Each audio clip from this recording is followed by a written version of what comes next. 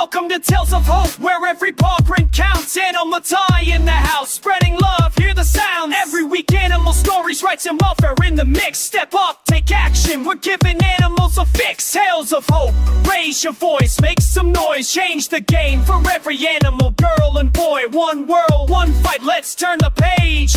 A future for the voiceless, bring hope to center stage. How can spiritual or ethical education be woven into animal advocacy to create more compassionate future generations?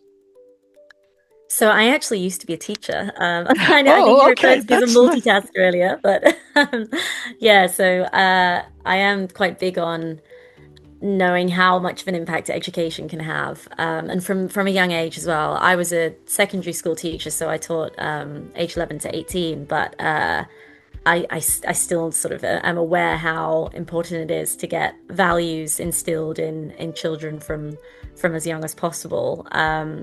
So I think, yeah, sort of integrating empathy-based learning it's not done enough. We need to add that to curriculums globally. And I guess just sort of the golden rule of treat others as you wish to be treated yourself, and extending that to non-human animals, to include all sentient beings. I think that if we had that rule instilled in our society, we wouldn't have half as much of the problem as we do now in terms of seeing the lack of compassion for animals. So yeah, I think it's a big responsibility that we have to educate future generations. And there are projects running in several parts of the world, that are seeing a benefit to that, where they're educating young groups of children, whether it's a wildlife club where they learn about their local endemic species and the importance of protecting them, or a fishing group that learn about how fishing is actually not sustainable, and it's in sort of coastal towns. There's so many different projects happening that do have really positive impacts in changing the views of the next generation. So there's one, I can't remember the name, the fishing project that I'm talking about. It focuses on children that have an interest in fishing, but it tries to educate them into a different hobby. And there was one, I think he was 15 years old, and he was interviewed saying that he grew up thinking he wanted to be a fisherman and has now completely changed his mind, and it's changed his career path idea completely through this education system, where he's sort of been, his eyes have been open to the greenwashing of sustainable fishing that people talk about. So yeah, stuff like that is really important. I think I've diverged off of spirituality there, but no, but yeah, that's perfectly fine, because education. I think because you see, what you've mentioned is education. I mean, let's be very honest. That's a very important aspect. Like we believe all the same way, as they say, catch them young, so that they can grow into better beings. Yes, we in India, we still need a lot to be done when it comes to educating the children about compassion and empathy towards the sentient being. I think that we need, it is something, there are a lot of actors working on it. There are a lot of people who are doing it, but I think it's not enough as yet. We need, a support from the government to implement all this. Yeah, without just sort of widespread change throughout. Yes. Entire curriculums need to be changed globally, and integrate education regarding ethical choices and true sustainability that isn't just greenwashed and sort of faked to cover up bad industries. That it really needs to be implemented. Absolutely. Now, what's one campaign or rescue story that changed you as a person, not just as an advocate? I remember we were discussing about one of the projects, which you said Free 15, the penguins that you all say. We would love to hear about that. Yeah, I'll answer two parts to your question there, if that's okay. Because in terms of a campaign that really changed me. I think I must have been about 12 years old when I saw the Cove, it's called. It's a documentary about the 𝗙𝗃𝗃 dolphin drive in Japan. I don't even know how I came across this. I think it was on YouTube or something, and I was just horrified at seeing. Just for background context, it's a village in Japan called 𝗙𝗃𝗃 where the coastline sort of dips in and creates this cove, and fishermen will go out annually on this dolphin drive, and they distort the dolphin's sonar by sort of making disruptive noises, and they corral them into the cove, put nets down, and then the dolphins are essentially trapped. And then representatives from places like SeaWorld and other marine parks will come and purchase the sort of best, healthiest, youngest looking dolphins. They're taken away, and then the rest are slaughtered in mass, witnessing each other slaughter in that water. I saw all of this. I think I was about 12, and I was just horrified that something like that was happening in the world. It's still happening now, and that would have been like, I'm 29 now, so that's like 17 years ago. So it's horrific that it's still happening. But I remember being so impacted by it. I went into school the next day and I was like, I want to talk about this to the school, and they let me actually do like a school-wide assembly telling them about this 𝗙𝗃𝗃 dolphin drive and raising money for 𝗙𝗃𝗃𝗃𝗃's dolphin project that at the time was working to sort of get undercover footage of it. I remember standing in front of everyone at school talking about that, and everyone was as shocked as I was. And I think that was the first time I was like, this is what I want to do with my life. I want to never stop talking and speaking up for the animals. So that was a campaign that, even though it's so distant from me, I've never even been to Japan, never even seen a dolphin, I don't think. So it's very distant from me, but it had such a big impact. I was like, yeah, I want to speak. And that links in nicely with the second part about the Gen2 penguins. So this is a campaign that's been going on for, I think, nearly 2 years now. And it's recently gathered a lot more press attention. So basically, at the minute, Sea Life in London has 15 Gen2 penguins in captivity, and they're in abysmal conditions in this sort of underground basement enclosure. No access to daylight, no access to fresh air. This is not a life for any animal, and especially not a penguin who, they can dive hundreds of feet in the wild, and they've just got this, you could only call it like a pond that they have. I think it's about 6 feet deep. It's honestly pathetic. So we're campaigning. It's sort of a grassroots organization that's set it up with the help of Freedom for Animals. And then Born Free Foundation got involved as well to help. But all of us are campaigning to try and get these penguins out of Sea Life, and get Merlin Entertainments, who own Sea Life, to agree to never have penguins there again and stop breeding immediately. So that is the goal. We want to move them to a better place, so they at least can sort of have a nicer, however many years they have left. Sadly, I don't think it's feasible to release them to the wild.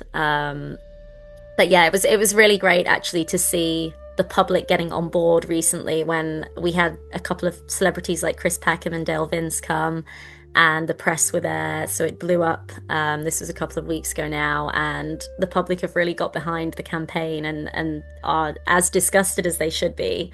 So yeah, the pressure is on now for Merlin Entertainments to listen.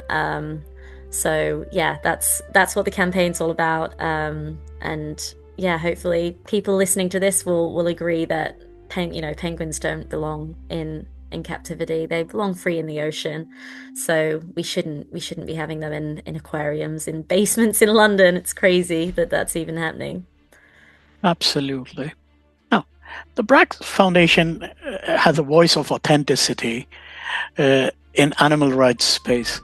How do you ensure it remains rooted in compassion while facing the challenge of modern activism? Yeah, There's one thing that I struggle with actually in sort of the animal rights movement is there's a lot of infighting, I would say. And it is a struggle sort of balancing people that essentially do want the same end goal of, animal liberation and animal rights. They still have so many disagreements with each other, and that can really dilute messages. So I think with the BRAX Foundation, we try to stay focused. So specifically on fighting against the breeding. So exploitation, the exploitation focus is the breeding of domesticated animals, like cats, for example, being one of our highest rescued species. So I think having a vision quite specific like that helps. We still get a lot of people that think we're controversial. Like I've had hate from people about the fact that I neuter animals, saying that it's taking away their right to breed. But you kind of have to ignore the haters sometimes. Because when you try to get into debate with them, even if you give the most logical reasoning as to why you're neutering these cats, to prevent future populations and prevent future suffering, they just don't listen anyway. I think some people will always sort of be in their bonnet and want to be right about everything. So yeah, I think staying focused to your vision and trying to not get distracted by the hate, because it is honestly, it usually is a minority, can really help to make sure you stay on track to do what you want to do, which is help the animals. Absolutely. Now, what are some of the moral contradictions that frustrate you the most in global animal welfare efforts today? Oh, there's so many. Let's talk about a few of them. Yeah, I'll try to keep it, to a few. I think one is sort of the focus on pet welfare versus wildlife conservation, for example. The vast funding that goes into charities that are helping dogs, cats, which is obviously great. I mean, I literally run a rescue that helps cats. They do need the help, but there's definitely there's not a fair share going to wildlife and wildlife conservation, especially less charismatic species as well. Even within the wildlife conservation sphere, you've got people that will really care about tigers and leopards, but then as soon as you show them, I don't know, a tree frog, they're like, oh, don't care. I don't care anymore. So yeah, that's one. The huge one though is the amount of people I meet who are fighting for animals in one way. So they might be fighting to protect rhinos from being poached or something. But then they're eating meat, and I'm like, wow, that's really, it's hypocritical in a way. Because there's overwhelming evidence that animals, including domestic animals like cows and pigs, they are totally capable of suffering, and there's just I don't think there's a justification now for eating them. So it's really bizarre that you'd want to protect one species but then eat another, have another on your plate. That is one of the biggest moral contradictions I see. And it's quite frustrating sometimes to have to work alongside, like in my cat rescue work, there's so many people that I work alongside that will be eating meat in front of me, but then going above and beyond to save these cats. And I'm like, what's the difference between the pig and the cat there? It's no different to me. So yeah, that's one of the biggest ones you see. Yeah, I'll try and keep it to those. So I could go on. I know we can go on because the kind of hypocrisy which is there, I think we can keep talking about it. But you rightly mentioned that you want to protect one species, but you forget the one that is on your plate. Yeah, absolutely. And let's be very honest, it's a very simple fact. as humans, even animals feel pain. Nobody wants to die, or nobody wants to be murdered so that you can you can be on somebody's plate. It's a very simple thing. Yeah, 100%. And it just sadly people don't, I don't know if they're aware of it and just deny it, or they don't even have that connection yet. I think maybe it's a mix of the two, depending on the person. But yeah, it's overwhelming how many people don't see the hypocrisy in being like, I love animals so much. I've just rescued this dog, but then they've got, a pork chop on their plate or something. It makes no sense. To this I will also agree, because somewhere even me and my wife were guilty about it, but we don't eat for ourselves. But as I said, for our pets, we still do. And me and my wife, we are still having these sort of debates after I had spoken to Dr. Andrew Knight. And the problem is there is a bit of, conflict, where our vet said that dogs are carnivorous and they need to eat meat. But at the same time, when I heard Dr. Knight, and I told my wife even about it, that this is something that we need to do. And to be honest, even when we got the first one, we were very sure that we want to stick to the vegetarian diet with our first one. But then I think it was 2 weeks down the road, and our first visit to the vet, who happens to be his godmother as well at the same time. And she was like, no, he's carnivorous. You need to feed him meat. And, you can't say no to it. And I think it's been 4 years. I struggle with it every day. I will tell you that, honestly. But I think we're still trying to come to terms with that, where we switch our pets, our 3 kids, to being vegetarian or vegan, whatever that is. But the thing is, the switch is taking a bit of longer than we expected. So yes, I am also guilty at times, but yes, probably you can call me as well as a hypocrite sort of thing, where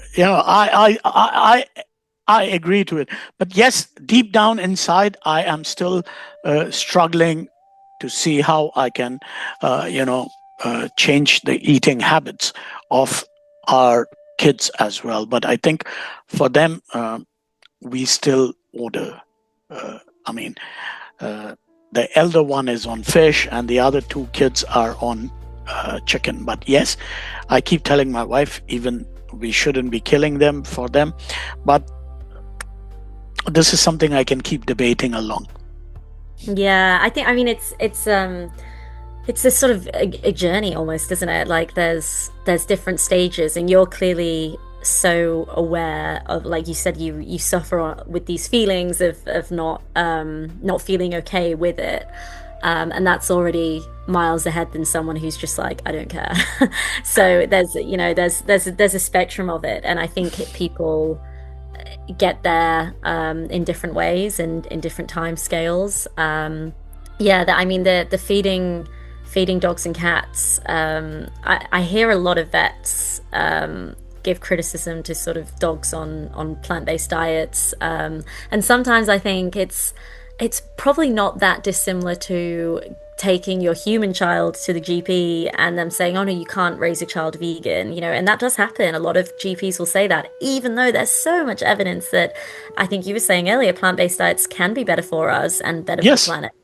There's so much scientific evidence for that. So it's who you choose to listen to, because sadly I think there's so much sort of old school thinking still ingrained in society. And I know loads of dogs. I don't have a dog myself, but I know loads of dogs that are plant-based and are thriving. My cats are plant-based. I have blood tests for them so that I know that they're okay. They're all doing fine.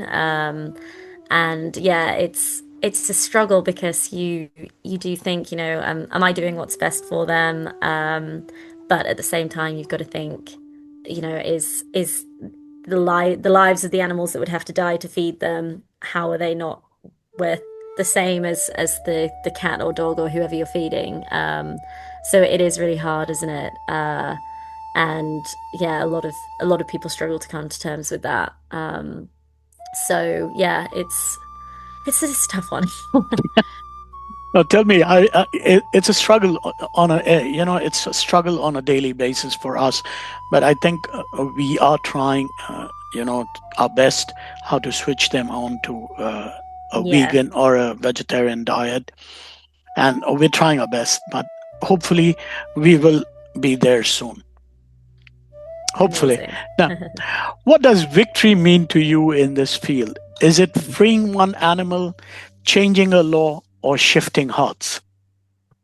Such a hard question. I mean, I think it's all of the above. I think I said earlier that rescuing an animal it's an entire life change for that individual. So of course that's a victory for that one animal, but it's not necessarily a victory for the whole species or the whole world.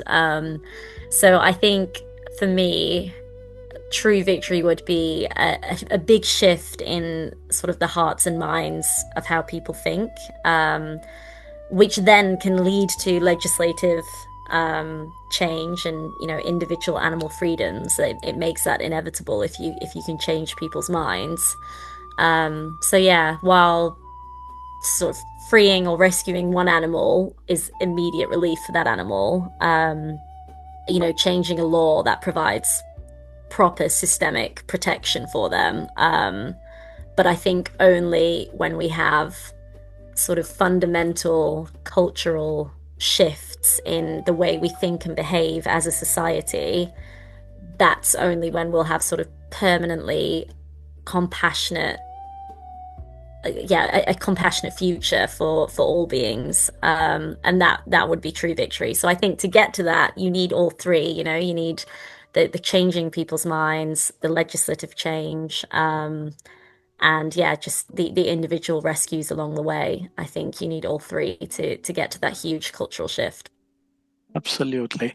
Now, as an advocate, how do you balance passion and patience when progress feels painfully slow?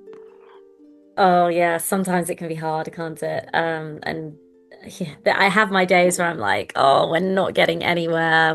It's never going to be good for animals. But then I have my days where I'm like, we're going to do this, and I've got that passion.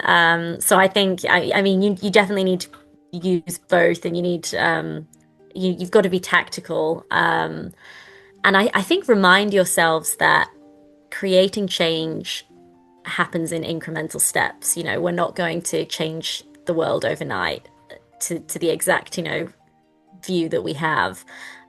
So reminding yourselves and celebrating those small victories, whether it's rescuing one animal or passing a law or increasing the protection of one species within a law that already exists. I think reminding yourselves of that and taking those small victories as a view of, oh, we're getting there, that helps, that feeds the passion that you've got so that you don't feel hopeless.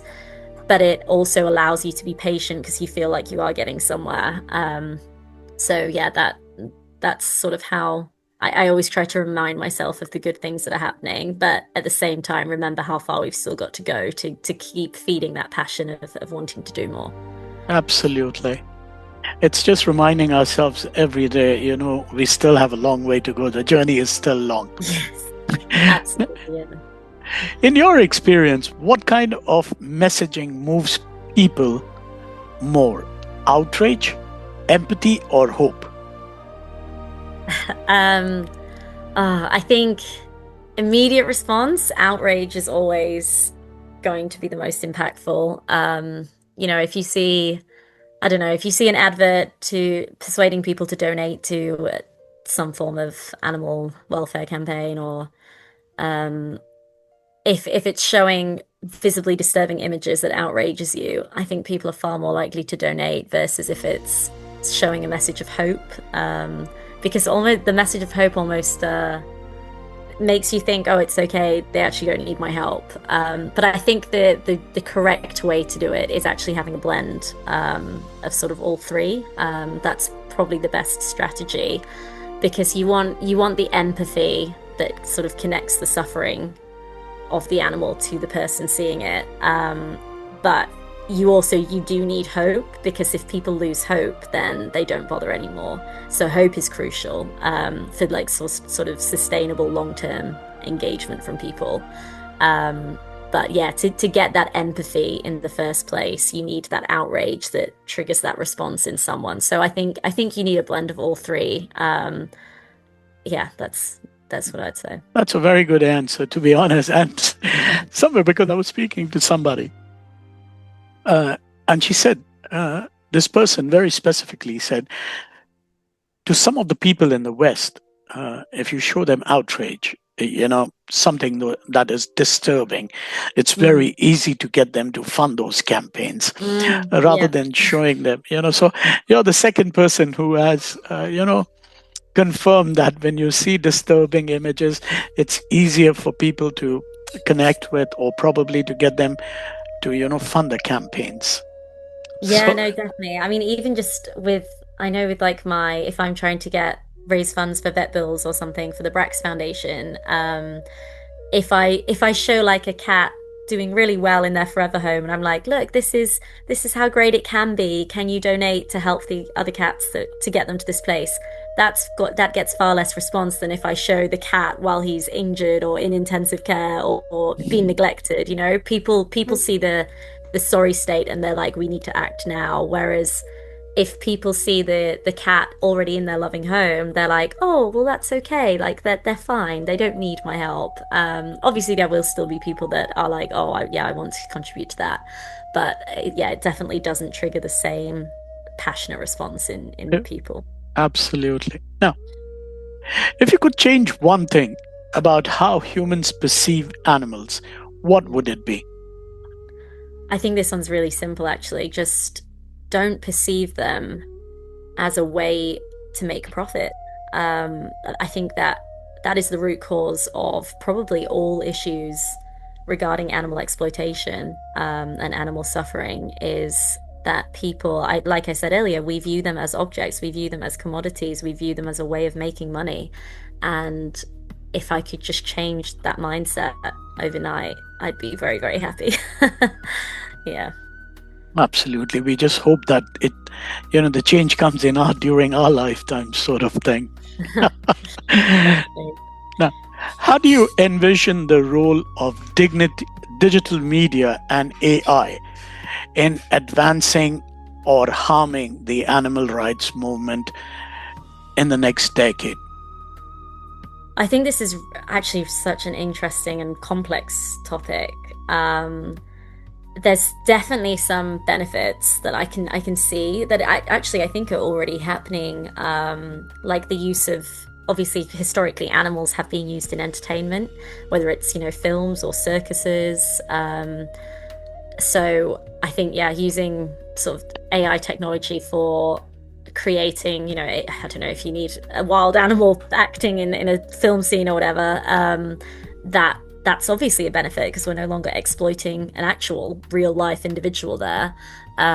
So there's definitely benefits like that. But I am a big environmentalist, obviously, because I'm worried about the state of our earth and how that has an impact on wild populations. So I know sort of carbon footprint associated with the use of AI is definitely a concern. And I guess that ties in with what we were saying earlier, a big contradiction.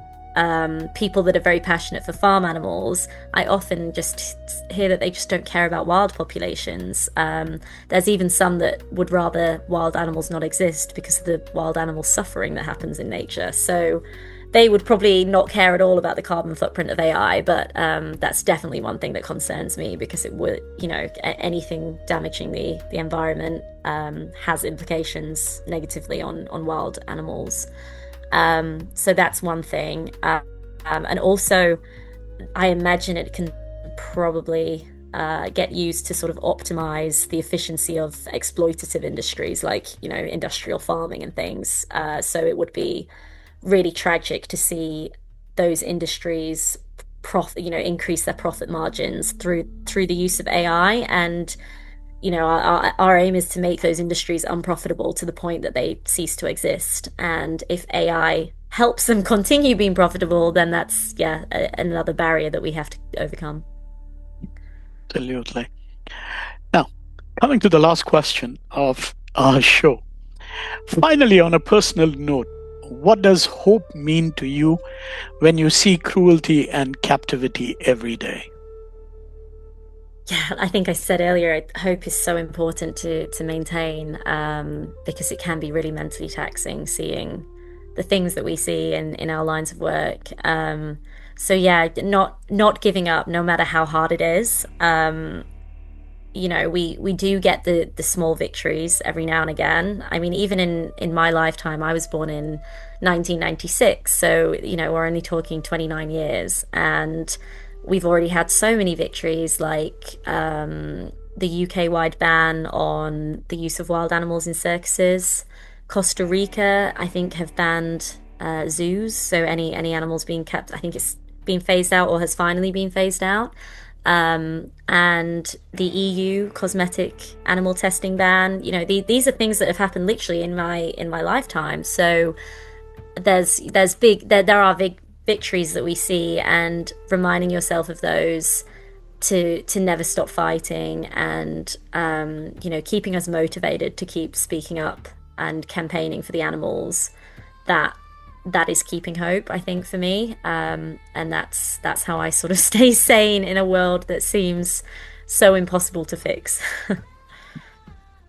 Now, coming to the last part, as I said, I leave it as an open mic for the guests to talk about a pet project that they're doing, or if they want to make a fundraise appeal.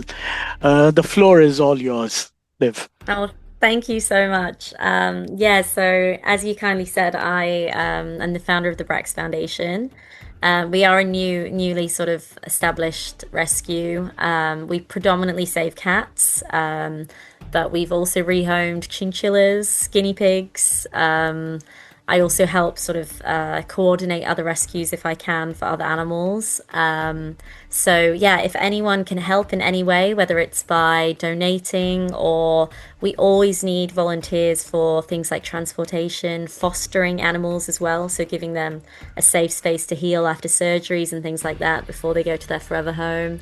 Or even just volunteering your time to help with social media posts or checking home check applications, things like that. Anything is so beneficial to what we do. So yeah, if you can check out our website, our Instagram as well. I think the links will be shared with this podcast.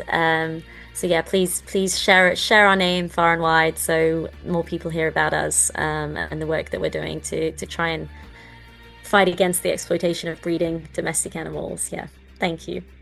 Olivia, thank you so much for taking the time from your busy schedule to be with us on the show. Thank you so much. Oh, thank you. Honestly, the pleasure's mine. Thank you.